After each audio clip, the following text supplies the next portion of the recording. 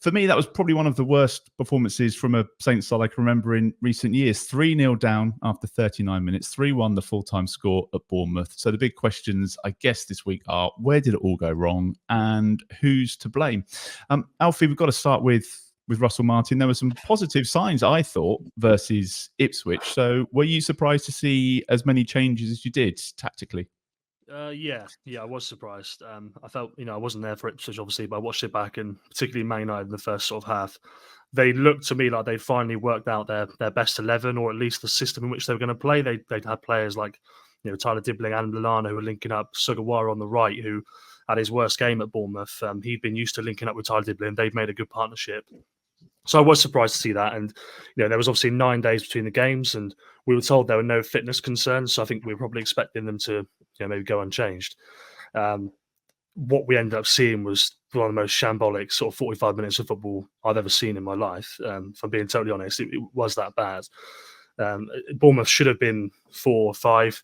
They took their foot off the gas in the second half, and Southampton improved. They made a couple of changes at the break, and they did get better, but that wasn't a massive achievement. And you sort of talk about where does the blame lie? I think that first thing you have to look at the players. I think Flynn Downs, Taylor Harwood-Bellis, they both come out and said that it was nowhere near good enough, and almost apologised, and that's fair enough. It wasn't, but I think a lot of us, when we saw the team sheet at 7 o'clock, I think we just sort of knew that it was bizarre.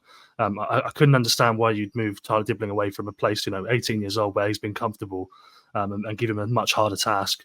Someone like Cameron Archer, I know he's missed a couple of chances, but I felt he was doing well. To bring in Maxwell Cornet, who was an unused sub last week, and you've now deemed him the sort of the best choice to start.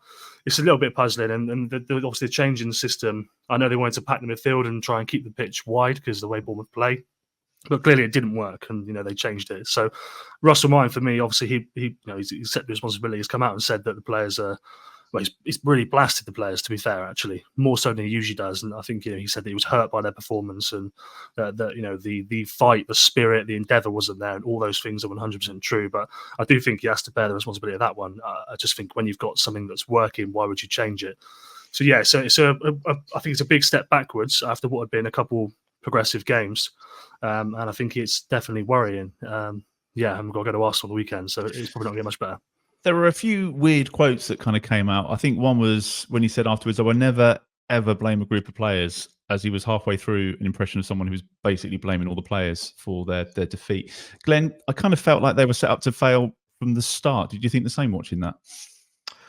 I don't know if I mean, that implies they kind of wanted to lose. I don't think that was the intention. I would just love to know the logic of the tactics that we employed.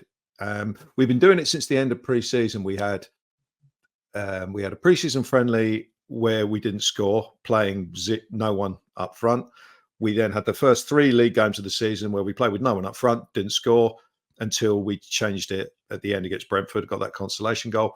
We've had 2 games against Ipswich and Man United where there kind of been green shoots of recovery, playing with a centre forward. And then that was the most 9 days to come up with that. It was just garbage. When the team was announced, I think most people kind of thought, oh, Max Cornet's playing as the striker, but I literally got a sense of foreboding about 10 minutes before the kickoff, and I just thought, no, we're going to do something mental. We're not going to play with a bloody forward again, and it's just going to be garbage. I thought, when I thought about it again, I thought Dibbling was going to be a false 9. And it turned out that he kind of was, but it was just bizarre. I mean, we took Bournemouth by surprise. It took them about 10 minutes to get used to, to work out what on earth we were doing, and then they just pushed the centre halves forward. The centre halves pushed forward on Dibbling and Fernandez, who were then playing with their back to goal, 45 yards from goal, which they're both new players to the Premier League. They're both very young. And it's just absolutely absurd. And what got me more than anything was that obviously Bournemouth scored and no changes. So our 2 most attacking creative players are completely neutered by Bournemouth's change. No one reacts. It's just so glaringly obvious. If you put a centre forward on, then obviously the centre backs have got to drop back, and then the 2 lads have got more room and they're facing the right way. It's just I was just so angry at half time. And of course, the players compounded it by giving up. At 1-0, they gave up for 20 minutes and 10 minutes, whatever it was. And the game was completely dead. I mean, you look at the second goal, the same mistakes that we've made in previous games. Everybody dropping back to the goal line, basically, and no one picking up the guy on the edge. And that's how the second goal comes about. Also, you've got everybody pushes out except for one. Flynn Downs didn't bother. That's what you learn when you're about 10. When you're a footballer, you push out when the cross comes in. Anyway, third goal, pathetic, half-assed defending. Taylor Harwood-Bellis was kind of, near the third goal, and the ball went through his legs in the end. But that's Bednarek's channel. Where was he? There were just players abdicating responsibility all over the place. And how we got to half-time, just the 3-0 down, was more by luck and judgment, I'd say. Second half irrelevant because Bournemouth won the game, and they just, they're professional players at the end of the day, and they just do what they have to do to get over the line and get the 3 points. I mean, we got a consolation goal with 40 minutes to go and then didn't have another shot.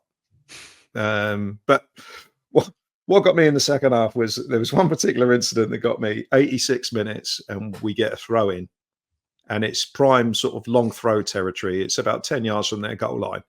So you can either throw it into the box if you've got someone who can do that, or you can basically play a 1-2 and then cross it. But basically you put the ball in the box. What did we do? We threw it backwards, one pass back to the halfway line, one pass back to Ramsdale. 86 minutes, 2 goals behind. That's just a team that can't think on their feet. They don't read the match situation. It was pathetic. And we're going to get into this style of play argument, I'm sure, because a lot of people have obviously had that in for Russell Martin ever since he arrived, even last season. I think it's basically okay whilst the game's 0-0 to try and control the game and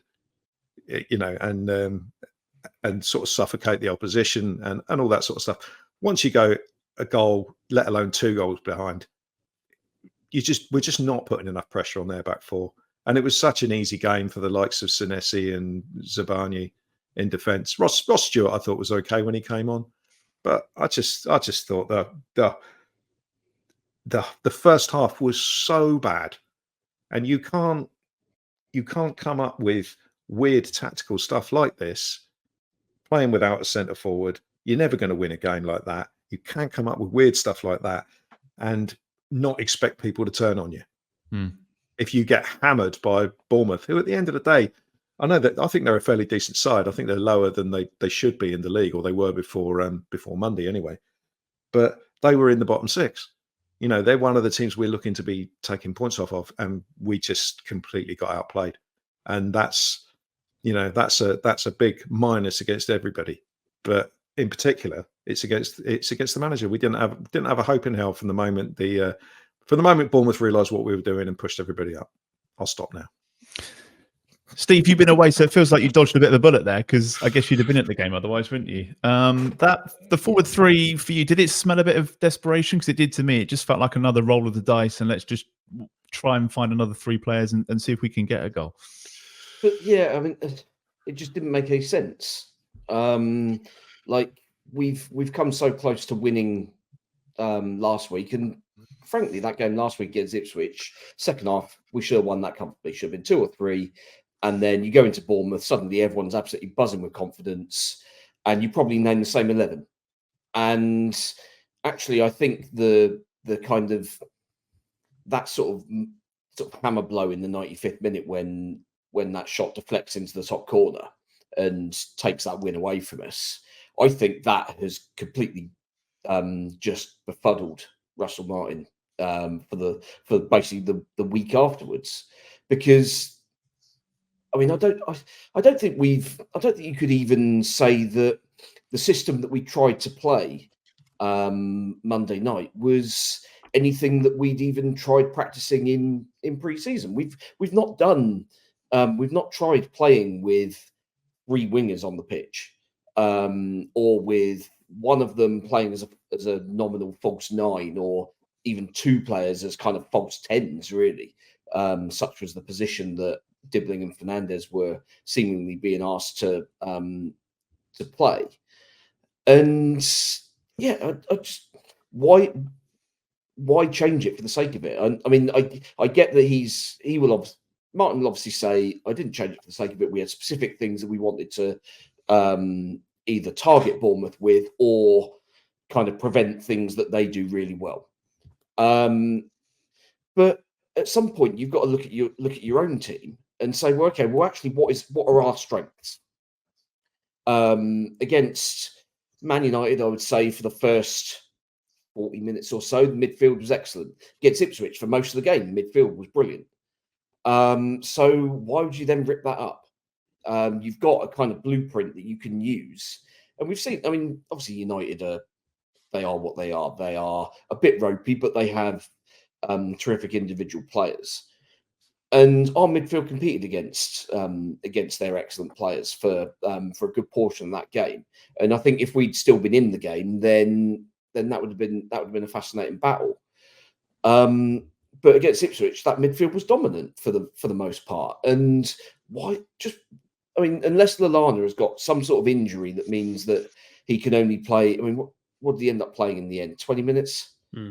Don't dare ask about it, though, Steve. I was going to say we should ask Alfie about that. But it was 9 days. It was 9 days. It was 9 days since the last game, and he only played 55 minutes in that. It was 9 days, and there was no mention of any fitness concerns before the match. So that was why I was puzzled by it. No, I think it's a perfectly valid question, but yeah, and it absolutely was, and the way he kind of tried to turn it around and get you to basically answer the question for him. It was like, well, that's not my job, my friend.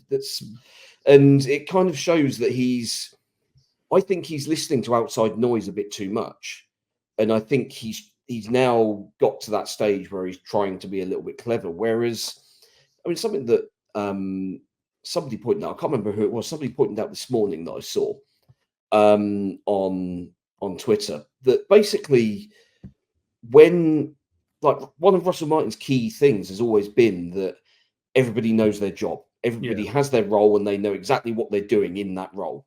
And for the most part, for last season, yeah, fine. The vast majority of the players were in a particular position, and you could see the logic behind it. And all those players were well drilled on what they had to do in that role. Didn't always work, but for the most part, it worked enough because it got us promoted. And this season, again, for the most part, in most games, we've offered a threat.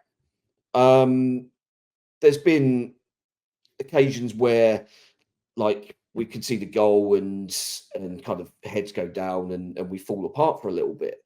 But for the most part, we've been competitive, and yet he's decided to bring something like a completely different way of playing in at like 9 days' notice. Where, I mean, you'll have had a week's worth of training at the absolute most. Playing in that system, and yeah, I mean, sure, Tyler Dibbling might be brilliant as a false number 9 against our centre backs, but that says more about them than it does about our attack, about those attackers. It's frustrating that something that, and I mean, I'm always kind of loath to kind of pile it on the manager for making something that kind of objectively just looks really odd, because I mean, you look at even the best managers, they will do something every so often with their team lineup and the system that just makes absolutely no logical sense. I mean, Pep Guardiola, I'm absolutely not comparing Pep Guardiola to Russell Martin here, by the way, but Pep Guardiola, massively famous for doing really weird things in big games, because it seems as if he kind of overthinks it and he tries to be too clever, and he's trying to nullify the opposition. He gets into this mindset of trying to nullify the opposition rather than accentuating the ridiculous players that he's got at his disposal. And it feels as if we're kind of just at a much lower level of that with this game. There was no need to go with that system. If everybody is fit and available, if Adam Lallana is okay to play an hour, he starts for me. The way he's performed when he's been able to get on the pitch. He's been one of our best players. Tyler Dibbling playing off the right, one of our best players. It doesn't need to be rocket science. Yeah, sure, we're not individually, we're not as good as most of the teams in this league. It may turn out we're not as good as any of them over a 38-game season. as it did 2 seasons ago. But you've got to give yourself the best chance possible, and I just don't think we did that Monday night with the changes we made. It was just shooting ourselves in the foot, really.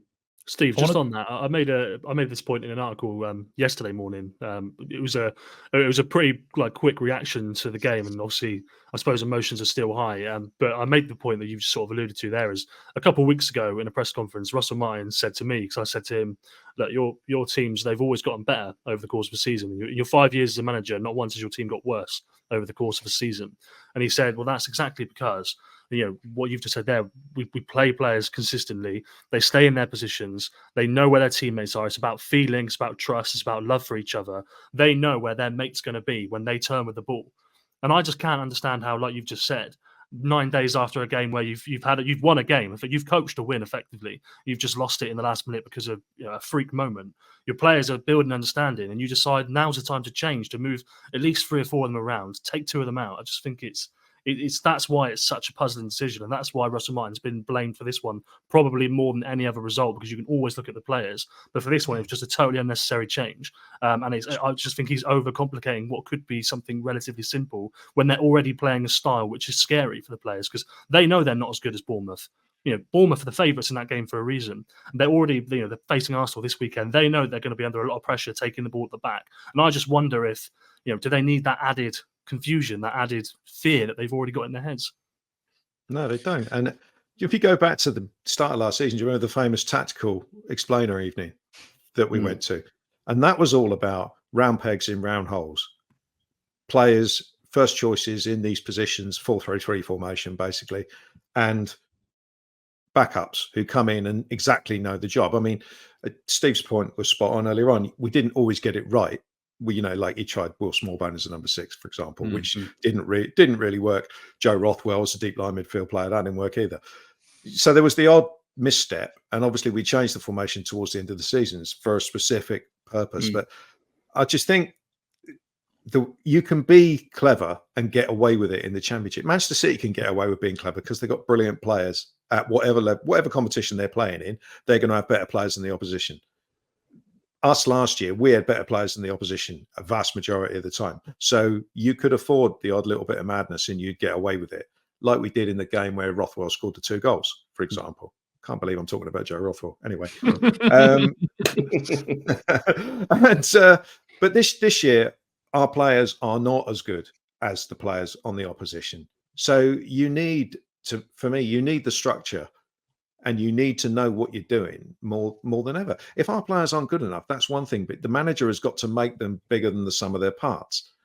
And the way you do that is with organisation. It's not with trying random stuff or seemingly random stuff. I mean, we did the pre-season with these split strikers, Armstrong and Brereton Diaz. It didn't work. We then bin that off and have gone back to the 4-3-3 formation, which and got results at it, and then yesterday we did that.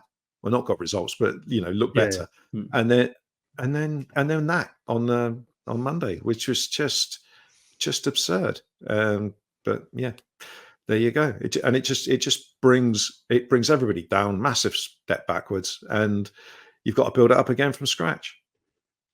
Even the bench raised a few eyebrows, didn't it, Alfie? Did we ever get to the bottom of whether 5 strikers on the bench was a record or not? No, I don't know if it's a record or not. I did ask Russell Martin about it, and his answer was, look, we haven't won enough games, we haven't scored enough goals, and we want an aggressive bench in order to do that. So he named 5 strikers on the bench. Obviously, the counteract of that, it didn't come to my head at the time, but yeah, if you want to be more aggressive, you want to score more goals, and you want to name 5 strikers on the bench, maybe starting one of them would have been a start. But that was his answer. Then claimed that it was pretty self-explanatory. That was the thing that got me. It's one of those. I get it, right? Because I understand that he's just lost a huge game. He's obviously, there's a lot of pressure on him. I do understand that it's a tough job. There's a lot of pressure on them. So it's not for me to start making digs or to make it a problem or to try and put myself into the story. But he has to accept that there's going to be questions about things sometimes, and he hasn't been very good at that so far here at Southampton in terms of just answering questions and answering challenges. So it's something that he needs to think about. But yeah, it's a puzzling one when you bring in someone like Paul Onuachu, who we all knew that he was not getting on the pitch at any point, no matter what the scenario of the game was. I'd have bet my house on him never coming on. Do you know what I mean? So it just seemed a little bit puzzling, but that wasn't necessarily the reason they lost the game. And if one of the centre-backs had got injured, then I don't know what the plan was. Is that, Steve, about keeping that bloated squad happy? Because it's not his fault that we've got people like Tall Paul still kicking around. And it just felt like, I can't, I'm just trying to scratch my head. Why do you put him on the bench? You pick 2 strikers, your best of your bad bunch, and you put those on the bench, surely. Yeah, I would have thought so. But yeah, I mean, I'm keeping the bloated squad happy. I'm not sure that flies really. Because ultimately, that's the starting 11 and the 9 subs has got to be some form of meritocracy. Okay, sure, you need certain cover in certain positions. So if, I mean, obviously, current situation, Jack Stevens is suspended, so you need another centre half in there. And yet, okay, where is the centre half option? Because I mean, he's obviously decided he doesn't. Even with no other available centre half, he's decided, well, I'm not going to pick Ronnie Edwards. I'm not going to pick Nathan Wood. I'm not going to pick Amo-Ameyaw. So he's staking quite a gamble. Given that you can name 9 substitutes, it's almost an entire new team, and yet he's decided, no, we're not going to bother with any defensive backup just in case somebody goes and launches themselves at an opposition winger's knee again. Well, it would have been Charlie Taylor, wouldn't it, with Walker Peters coming on? Yeah, maybe, but it's Taylor's not a centre half by trade. He can fill in if he can fill in for a bit, which I suppose is what Russell Martin's looking at. It would have been somebody else playing out of position again. We've got enough centre backs who are actual centre backs who play there as their number 1 position, and I find it very difficult to believe that Bella-Kotchap, Edwards, or Wood aren't better than Charlie Taylor as a starting as an option at centre half. I mean, Taylor's not going to play centre half as a starter, is he? Let's be brutally honest. But it's just bizarre. There's just those little moments, isn't it, where you look at certain things in certain games, you just think, what? It's just baffling. Are we back to blaming the poor recruitment, do you think, Glenn? Because we talked about the bench a little bit there. Is this kind of, we come back to the person that decided to pay £7 million for Ben Brereton Diaz? I don't know if you saw the story this week. He set the new record for playing 20 Premier League games without a win. And I assume that might be 21 at the weekend. We paid £15 million for Cameron Archer. We paid £8 million for Ross Stewart. Are we back to blaming recruitment again? Well, you could look at the 5 strikers on the bench thing another way, and you could. I mean, when I saw it, my first thought was he thinks all of them are rubbish. So to not pick any of them, I mean, Adam Armstrong hasn't played a minute since he's come out of the team. He's not come on as a sub. Oh yeah, no, he did. I'll tell you. Forget that. He did come on in the Ipswich game, didn't he, for 5 minutes at the end. So Adam Armstrong doesn't seem to be anywhere near getting in. Cameron Archer has obviously missed a couple of chances. He seems to have been made the whipping boy for us not beating Ipswich. Brereton Diaz, he's the only one that got in the position to miss him in the first place. Right. Brereton Diaz has been awful since he signed. I mean, there's no point in saying anything more about that. He's just been terrible. He makes you wonder about the strength of Chilean football if he gets a go. And you got Ross Stewart, who's obviously coming back off a big injury. But as I said earlier, I think he did okay. And it sounds like he's now at the front of the queue.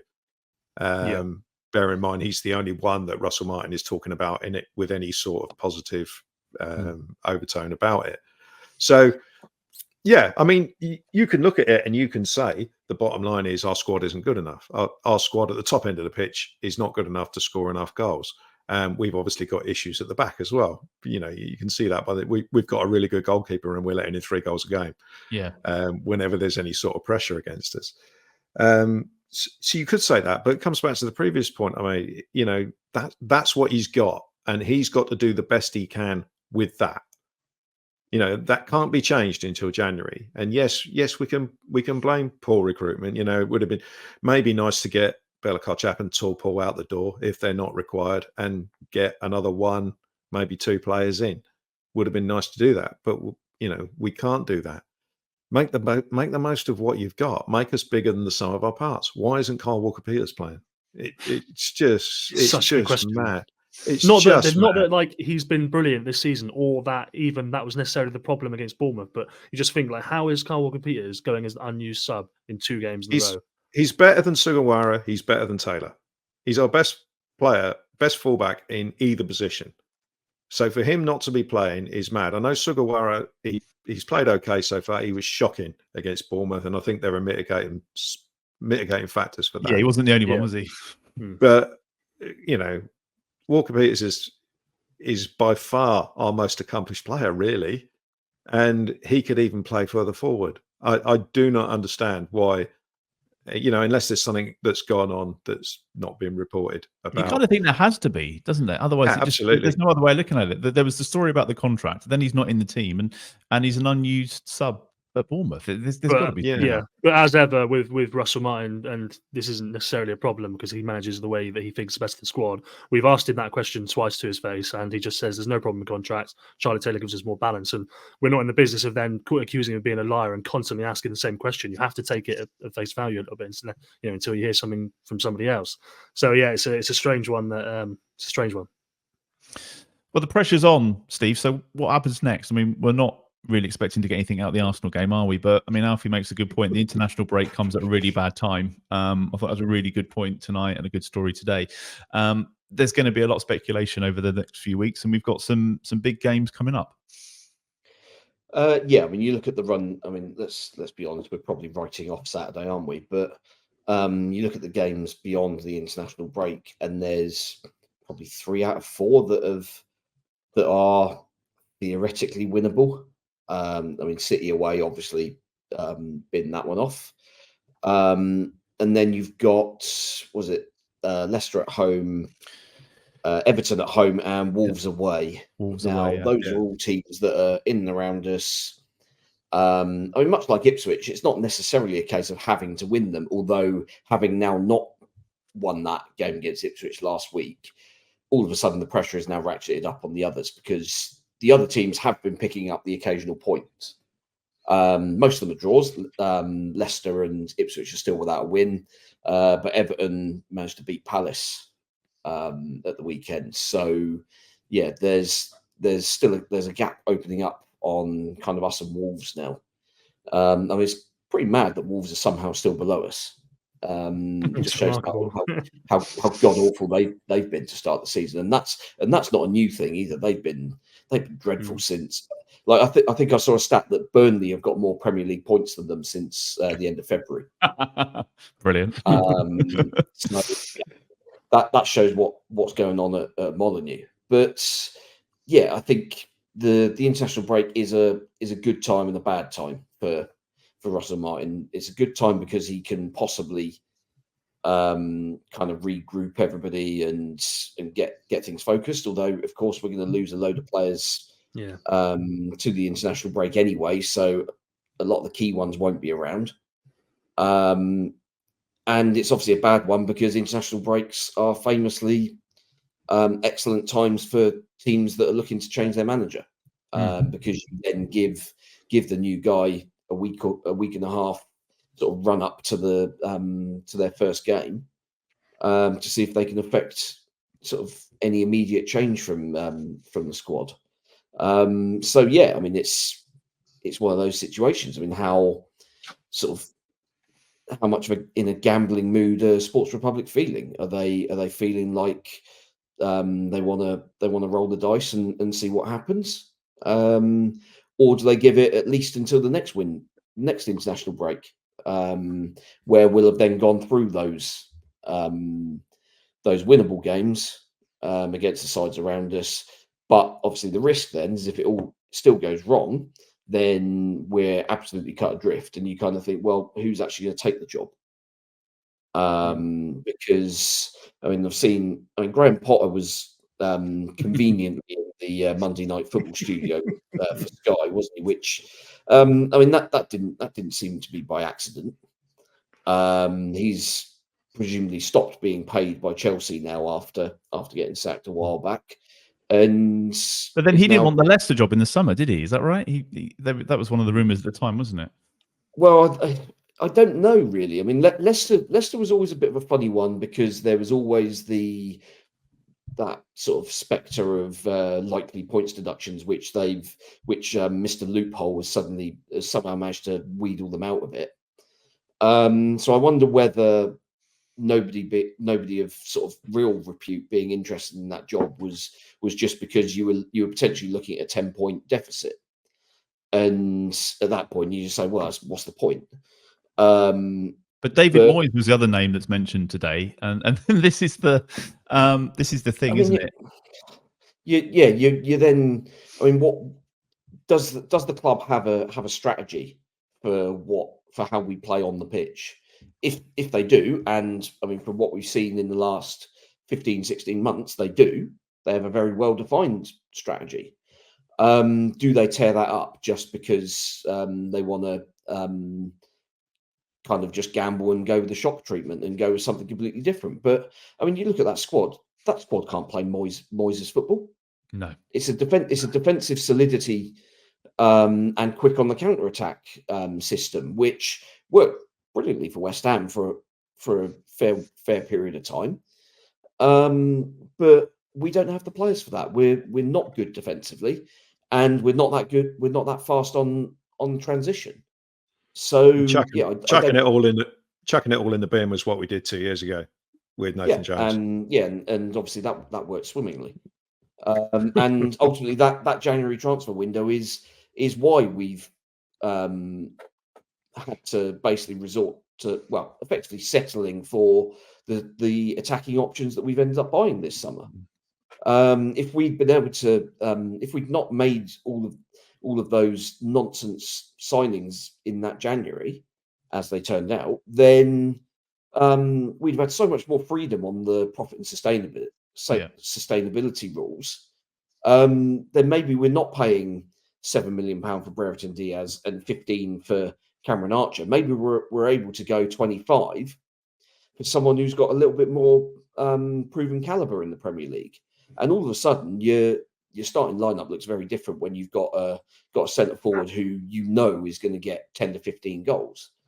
But we're not in that position, and that ultimately comes down to the god awful decisions that were made 2 seasons ago. We're still paying for it, and we will continue to pay for it for a while. We're back to blaming the recruitment again, aren't we, Glenn? I just want to get your thoughts on it before we move on. There's a few things there, obviously, to discuss. I mean, you would think a new manager means abandoning the style of play, and the club probably won't want to do that.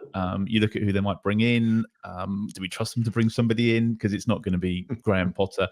And as Steve said, there is that run of games that are winnable. Is it a case of waiting to see where we are kind of November and that international break? I don't think they'll pull the trigger now. I really don't. I okay, accepting that Arsenal is probably a write-off. But if we've got 2 home games coming up against Leicester and Everton, if we don't win either of those, I can just see what's left of the crowd that supports severely questioning that. And that's when, if we haven't won either of those 2 games, I can see a change being made at that point. But they won't want to make a change. You know, they won't want to make a change at all, because last Premier League season, you don't have to think back too far. As I said just now, we appointed Nathan Jones and went from one style completely to another, and then we went to no style at all with Ruben Sellers. So we made a complete pig's ear of it last time. So they will want it to work. To be honest, I want it to work, but I can't deal with us playing with no bloody striker, because we're not Spain 2012. We're not Manchester City before they signed Haaland. It's just a ridiculous thing to expect a team of our level to do that. So if he does that again, having seen it spectacularly not work every time he's tried it, I'm done, I'm afraid, because that just shows that you're never going to learn from what was a catastrophic decision. If they do go for a new manager at some point, it's got to be someone along the lines of playing the same sort of football along the same lines as Russell Martin does, but obviously, a little bit more pragmatic, a little bit more geared towards winning games, making us harder to beat, making it more difficult for teams to score goals against us. For God's sake, I mean, that's the problem. It's so easy to score goals against us. We need to have a bit more urgency going forward. Now, there are managers out there who could do that, and people say Graham Potter's not going to take the job. Why not? Why not? He was sat in the studio like a vulture on Monday, but maybe he can see enough to think these guys have all got the maximum faith in their own ability. So yes, he won't want to go on to a hiding to nothing, but maybe he sees something. Maybe they could promise him a load of investment in the January transfer window. Who knows? I don't see. I mean, I just flicked into the comments. Someone put Jurgen Klopp. Now that's ridiculous, but I don't think Graham Potter is necessarily ridiculous. And to me, with his past record and what he achieved at Brighton, to me that would be a sensible appointment come the day. But I don't think we're not there yet. I don't think we're there yet. But the next 2 home games going skywards, I think we will be. On a lighter note, are we going to welcome Evan Nilsson to the Get Your First Goal Against Saints Club, the latest member of a long and steeple tradition now? If anybody wants to sort of tweet me who their prediction is of who's going to be next to get their first goal for the club against Saints. Well, I'd like to thank him, to be honest. David Raya. Yeah, Glen, he showed us that you need number 9. He showed us that you need, number 1, great finish. Number 2, held the ball up brilliantly and started a counter attack, which they score from. And showed you need £40 million to be able to do it. Yeah, maybe that's right. Yeah. But that goal was so avoidable, wasn't it? Jesus Christ! Just stand on the free kick. Yeah, we haven't even spoken about that really. I mean, Russell Martin actually said, and this is one of those ones where if it's true, you have to lambast the players, because he said that they spent the week building up, focusing on the fact that they take quick set plays and how to stop them. So to switch off like that is not on the manager's fault. It's completely unforgivable for the players. And then I saw Antoine Semenyo after the match on Sky saying that, yeah, we knew we could get at them like that. We knew we could do quick set plays, and they'd switch off, taking the piss on Sky. You had Tommy Alfie, the Cherries assistant manager, in the press conference after saying, when we saw that 11, we knew it was time to get at them, and we were going to have fun. And you just think, oh my God, they're taking the piss out of you. It's Bournemouth. Did you see the manager's quote as well? Where he said, I prefer to have chances than possession of the ball. Absolutely. Yeah, this is Bournemouth talking about. Like, massive credit to Bournemouth for where they are and whatnot. But they've got 11,000 seater stadium. They should have been the little brother, and they're taking the piss. So it's a worrying sign.